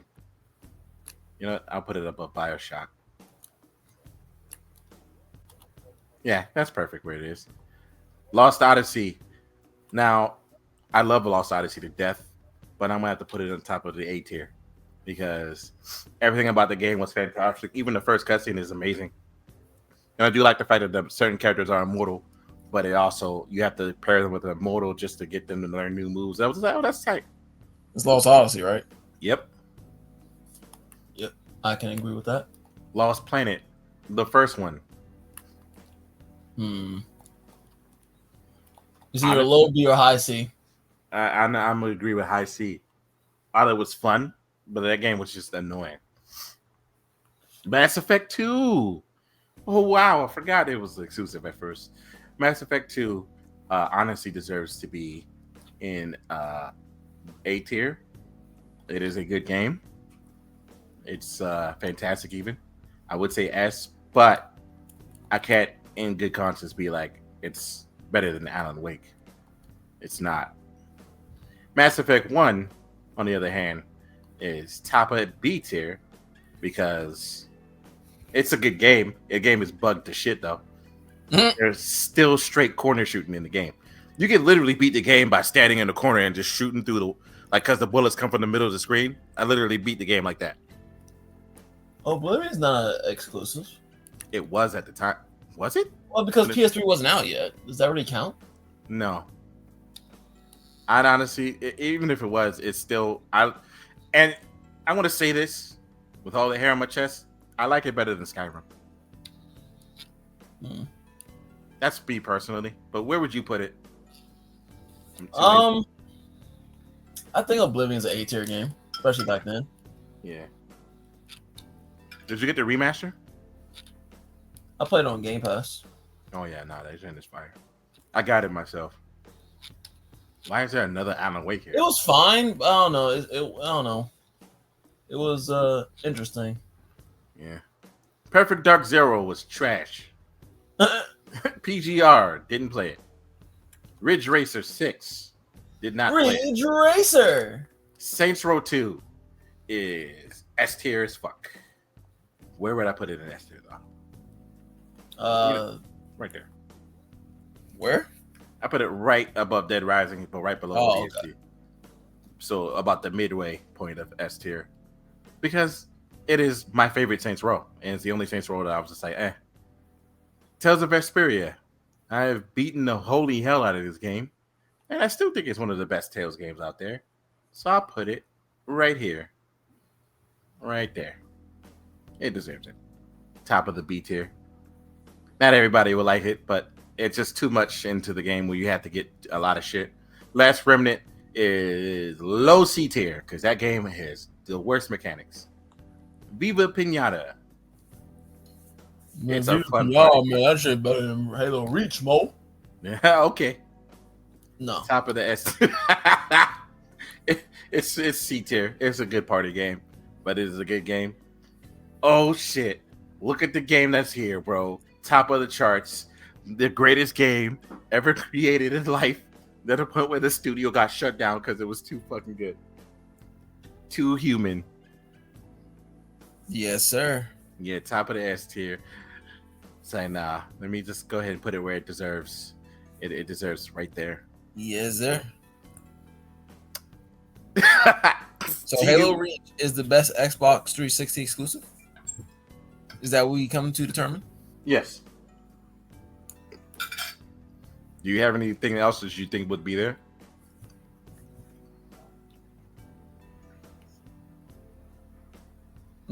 Wait, did we rate Fable 3?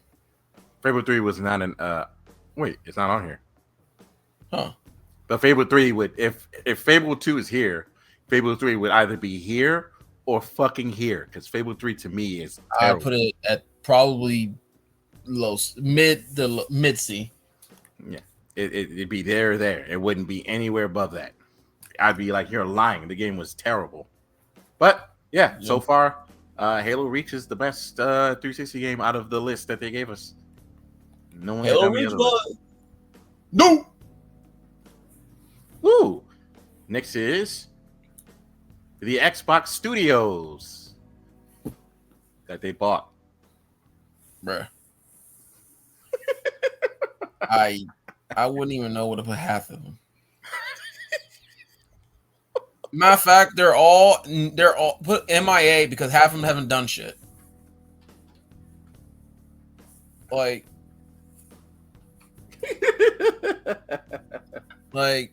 who's done something? All right. Now we have 343 Industries.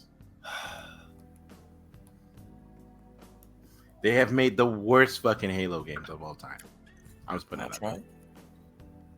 But I mean, by default, Bungie did Reach, right? Yeah, Bungie Reach was their last game.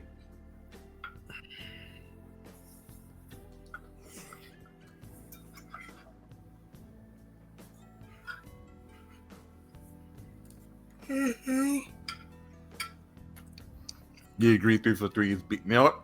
343 is safe. 343 is. I don't hate them. No, I guess B tier. All right. Because to me, they made 4, 5, and Infinite, and then they fucked up the Master Chief Collection. So the tracker record to me is just like, why? If you really think about it, 5 is genuinely the worst Halo I've ever played. Alpha Dog. Who? Exactly. Arcane. Who? I'm gonna give him a D tier because that anything before Redfall was actually pretty good. But you know, they made Redfall. Yeah. Oh, I'm sorry, they go all Mac D tier. But they didn't make what's that game with the what's that other game with the time based stuff? When you're stuck in a time loop. Why did I forget? Whatever. They made other games that are not that terrible. Dishonored and all that stuff. Beatnox. What did they do? Crash Bandicoot. Which one? 4 and the remasters of 1, 2, 3. S tier. Bethesda Game Studio. No. I'm not even gonna fucking try. Bethesda is ass. Bethesda themselves are fucking ass, and people need to stop treating them like they're great. Bethesda Maryland. I know, and I literally can drive past their office if I go back to Maryland. But right now, they're ass. The games that they make themselves are terrible, and people need to stop making it seem like they're not. It's really annoying. Blizzard also is ass. Don't know what they've been doing recently. They did Diablo. Did they? The 4th one? Oh yeah. They deserve this. Compulsion Games. What do they do? I can tell you in a second.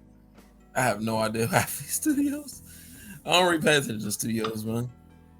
Why? Because they're so neat. Like, I mean, I know some of the big names, but some of these small ones, I don't really know who they are. Oh, they made South of Midnight, We Happy Few, and Contrast. 2 of those games are actually good. A tier. We Happy Few was good. No. Contrast and South of Midnight are good. Do not make it seem like We Happy Few was good. No, they were not. We Happy Few was okay. Double Fine. Psychonauts? Yeah. Psychonauts is great. Yeah, I'd say S tier. Said We Happy Few. High Moon has a fucking problem, and I'm gonna put them in D tier. I heard of High Noon. Yeah, High Noon is annoying, like legit. Oh, let's make a game and just have it come out. Let's stop supporting it because we're on to our new game. What the fuck? You just came up with this game. I don't care. The fuck? id Software. Top of the S there. That was a nice purchase. Doom. Infinity Wars. Call of Duty. I put that at D. Yeah, the new Infinity Ward, booty cheeks. Machine Games. Who's Machine Games again? I don't know.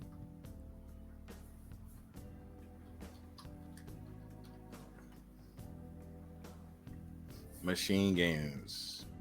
Oh, Wolfenstein, New Order, Old Blood, Quake, Wolfenstein, Indiana Jones, the new joint. Huh. Oh, they worked on a new Colossus. They worked on Old Blood and New Order, Quake Dimensions of Past. Young Blood, unfortunately, that's their big oof. Yeah, all right, yeah, no, yeah, they're pretty solid. Machine Games, that's an S tier studio right there.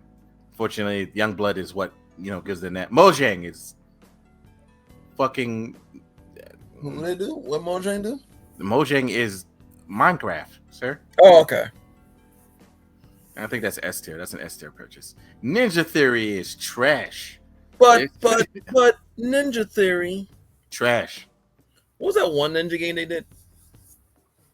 That like ninja guy. Was that them who did that? The one that like ninja guy? No, they never made a ninja game.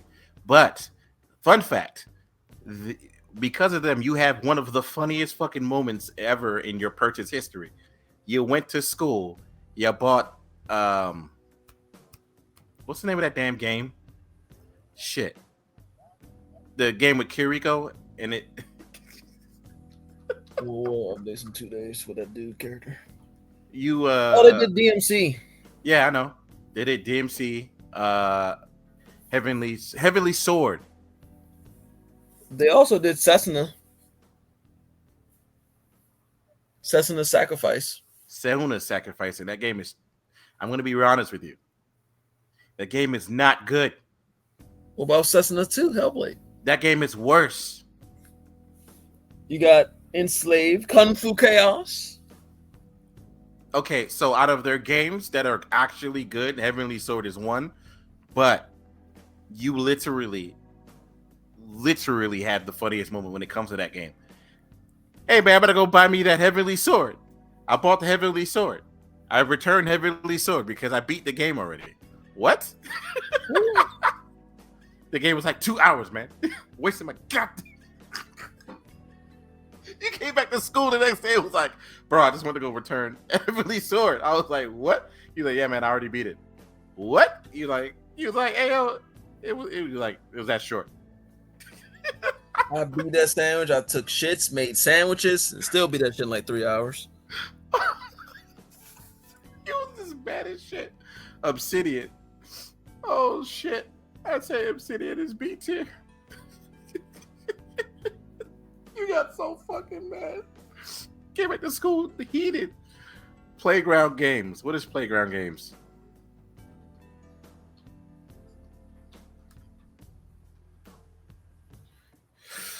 Playground Games. Who did they make? Forza. All of the Forzas. I guess that's an A tier studio. A lot of people love Forza. Rare. What have they been doing lately? Who? Rare. Where? MIA? Oh, yeah, definitely. MIA. Top of the MIA. Raven Software. B tier. Kind of. Yeah, because you played Call of Duty. Oh, they're automatically in D tier then. Yeah. Let me see if they made anything besides Call of Duty recently.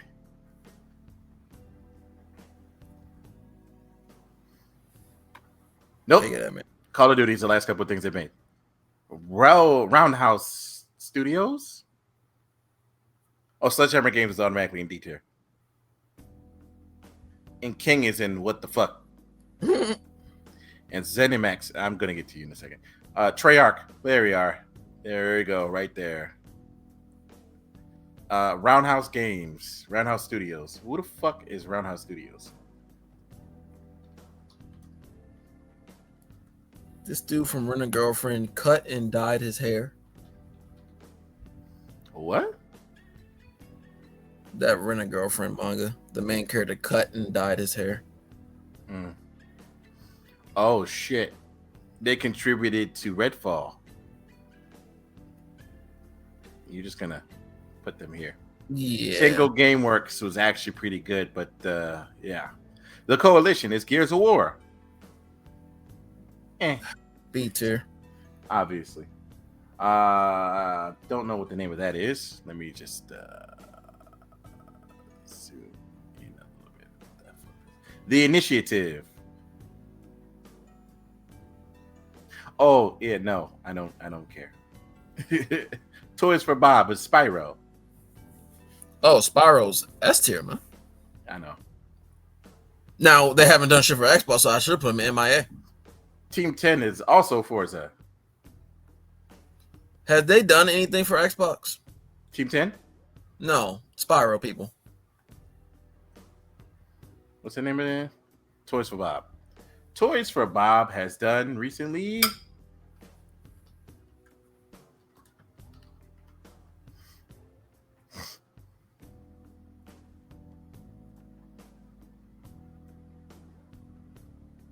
Uh-oh. Well, no. Leave him right What there. happened? What a massive downgrade.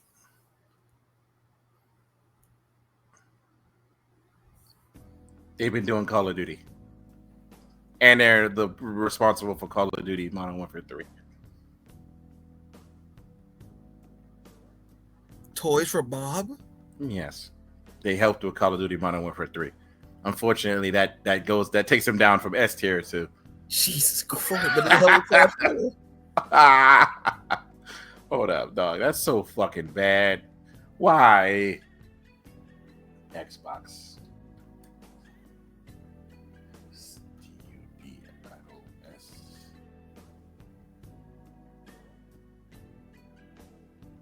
Let me just check something real quick.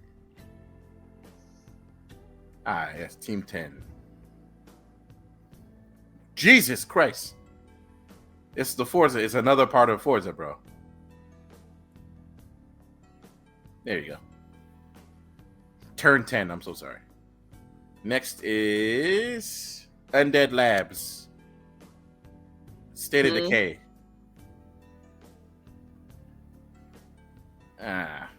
State of Decay is okay. State of Decay? That's what they did? Yep.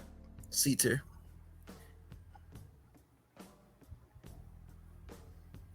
World's Edge is Age of Empires, which is a fantastic game. A tier right there. Top of A tier. Xbox Game Studios Publishing. What? What? What? Yeah. ZeniMax. Who's ZeniMax again? Good question, sir. Huh? ZeniMax? Isn't that a part of Bethesda?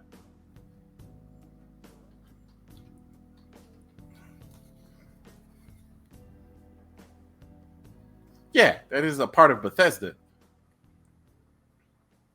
What the fuck? Whatever. I'll just put it next to Tango because they're under. And In Exile. What the fuck they do? We're about to find out. Wasteland, Bard's Tale, Clockwork Revolution, The Mage Tale, Bard's Tale, Wasteland 2. Bard's Tale. I've never played any of those. Yeah. So, id Software is the champion of Xbox Studios. Because no one else does anything half the fucking time. All right. We got two more, but this one is going to be fun. Dark Souls areas. Because we're not going to do Dark Souls 2 today, because we're going to be here for the rest of the year if we do Dark Souls 2 area. Because all of them are going to be literally below. Oh my god. I just recently played Dark Souls 2. I'm surprised we're still doing a tier list. Okay. Let's get started with this one. Undead, the Northern Undead Asylum. S tier for as a good starting area, and it teaches you about the game.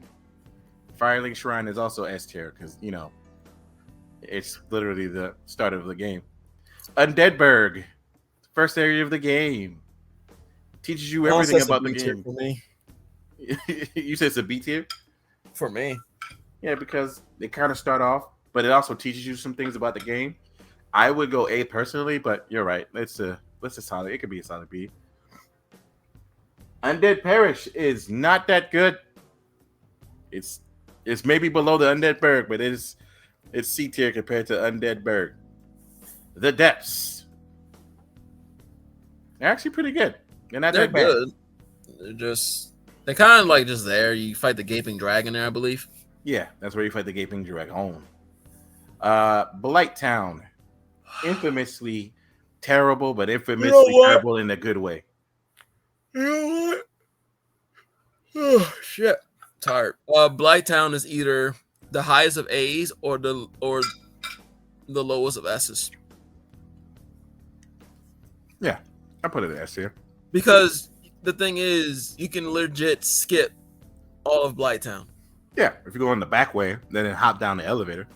Yeah. You don't have to deal with Blight Town. Front way of Blight Town, you'd be blown. The Great Hollow. Honestly, it didn't bother me, honestly. Yeah, no. Blight Town is hard, but again, when I say Blight Town is terrible, it's terrible in like a good way. Like, no, I'm saying I went my first time playing. I went the front way. I didn't mind it. Me neither. Except the toxic blow dart dudes. They're I don't care how. And again, I played the game recently with swords only. That shit was annoying. Yeah. I got halfway through Dark Souls 2. I got to the Thornwatcher and Defender and said, fuck it, magic. I had a magic sword. I had the sword that could shoot the magic spells. I said, fuck this. I can't do this no more. I mean, it still counts as a sword. Mm-hmm. The Great Hollow. Literally That's right where next that to the ancient dragon thing is. Yeah. It's nice looking. Yeah. Literally Ash Lake is right next to it too, which is fucking weird. Sen's Fortress is the teaching area that, no, not the teaching, the area that goes, what have we learned? And if you don't learn shit, go like B tier. Yeah. If you didn't learn shit, you're not gonna get past it. And Orlando. I mean, that's like S tier, right? Yeah, it's S tier, but is it S tier though? You know what? Yeah, it's S tier. I mean, if you want to put Blighttown to A to make it make more sense. Yeah. That makes sense. I'll put Ashlick in the Great Hollow there. Granted, those two are literally connected right next to each other. That makes more sense. Mm-hmm. So if I put that below, I have to. The Painted World out. No. Nope. Why? No. But Priscilla is the best part about it. The rest of it is trash. I don't care if that place has discarded anything. It's so bad, okay? You can't even leave when you first go in there. You're stuck there. And if you don't know what the fuck you're doing and you keep getting you keep getting murdered, you're stuck there. Oops. Yes, they're right. That there's a lot of poisonous enemies. Them stupid fucking ravens are very agitating to fight. The phalanx that's outside of that one area is stupid. There's a bunch of rotating skeletons where you need to open the door so you can progress in the area. Fucking annoying. There's a dude with a whip that's poisonous that can fuck you up if you don't know what the fuck you're doing. A lot of the enemies have poison. The area is really annoying. There, buddy.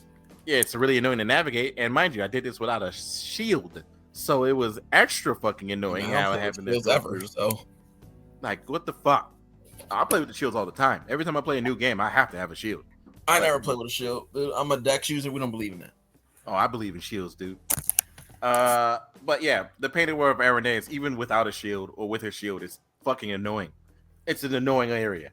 There's no, hey, this is the bright spot. Nope. There's a stupid dragon face that blocks your path that if you glitch properly, you can jump down. And that's the best part about it. You can literally find a way to skip half of it.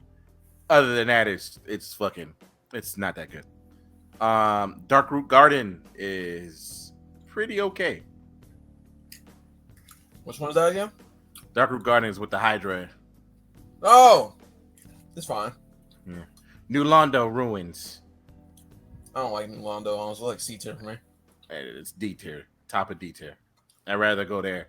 And again, I traveled that shit with no goddamn shield and the stupid ghost. And the Duke's Archives is actually B tier for me.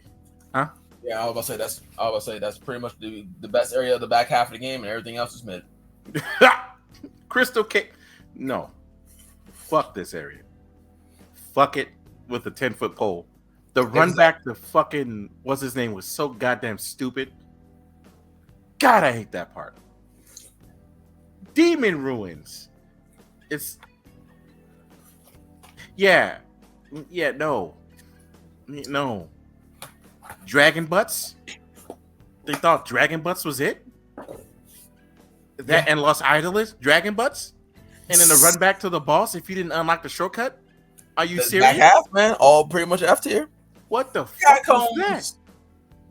Catacombs is okay because you can literally skip 95% of it. And the upgraded version, the remastered, they added one with the bonfire next to the fucking blacksmith. So you're like, okay, it's now manageable. It's still okay. You can still skip 99% of it. Tomb of the Giants is awful. I don't care what anybody fucking says, even if you have a light source.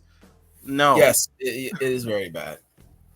Valley of the Drakes shouldn't even be on this list. It's like a hallway. Yeah, just put it in D tier because of Drakes. Yeah. Killing of the first flame is also just like a hallway with a bunch of dumbass silver knights. So I'm going to put it the same. Royal Wood. Oh, no. I love the DLC, but that place is awful. I'm running. There's a plant man with a freaking thing of shears. There's another plant man. There's straight plant men here. Oh my God. I'm getting jumped. I'm dead. Well, where's the last bonfire? Oh, it's like 4 years away. Jesus Christ. Oh man, I'm gonna have to run all the way back to all this sir. Just to get back to what's his name again. Yay. The Dark Souls Township is actually good because you actually have to pay a fucking Chasm of the Abyss. It's S tier. It's not dark like the fucking Tomb of the Giants, but it also has the menacing air of you're in the literal darkness. And there is Menace. Yeah, Menace is also like the highlight. Oh. And we finished with the worst No. What am I doing here? Let me fix this. There we go. Yeah. There we go. I fixed it. Because I'm not about to tell you that this is the worst fucking place in the game when it's clearly these two. It's fucking dragon ass. That's all I have to say, and everybody be like, "Ugh." Hey man. Oh shit. That Dark Souls, man. And next those back halves, man. Next time we're doing this, though, we are doing Dark Souls 2 areas, so that's going to be fucking fun. And I just recently beat it. But the last one we're doing is something you suggested. Oh my God, sir! Wrestling finishers. No, I can't do that. Man. I'm falling asleep as it is, bro. I cannot. We can do that next time. Absolutely not. Oh my God. Yeah, we weren't about to do that right now, bro. If you had did that, as one of the other ones made, man, I am crashing. Okay? I'm tired. I'm sleepy. All right. We have finished and concluded the podcast. Jesus. I'm out, people. We're out.